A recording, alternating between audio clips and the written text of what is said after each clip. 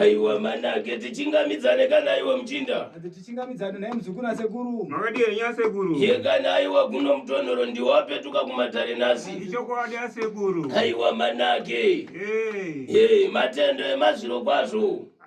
Kutenda mazviro kwazvo mzukuru. Iwe ndiwagona kutekaira wakapakata miko nemirayiro yangu pano. Ndiwagona kutedza miko nemirayiro yasekuru. Zvino iwe kupetuka kwawaita pano padare ndakuona mwanangu. Ichokwadi waita padare ndakuona mzukuru wangu. Hapo iwe ndiwe kuziva jeredzwa rako raukasara naro paukaporeka mukati medare pamayambo nai. Ndiri kuziva mari yako yakasara muno mukati medare pawakapinda pekutanga. Sekuti iwe pai patakaparura nyaka yako pano wakachema kwazvo pakati pedare rino. Ndinoti patakaita nhau yako wakachema chaizvo mukati medare. Yekani aiwa manake nai.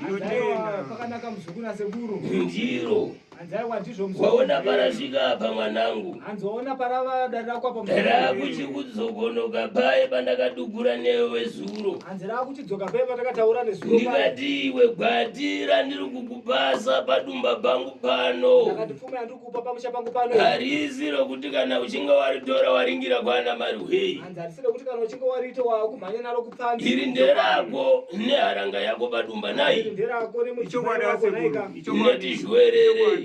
Anzine mhuri yako iwe mzukuru. Iwe ukaita zvana Marwei waona mangwana tapesana. Ukaita zvana Marwei waona mangwana tapesana. Ndo zvarakaita gwati rangu pano nai. Ndo zvakaita pfuma yangu naika. Zvinaba yanguva yako iwe kuenda kudukura netizhwerere tangu useri kwemukova panzapo. Yangu yako yekuti uchaenda zvokuona kurukura nevazukuru kudzoko. Ndizvo ka.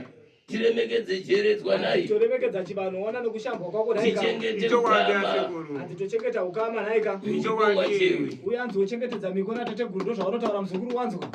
Zvakanaka yasekuru. Aiwa manake iwe wakunyashuka upoterere makwata ako apo upurike panze zvako. Anzitenderera zvako pfuma yako ubuda zvako panze. Ndiro.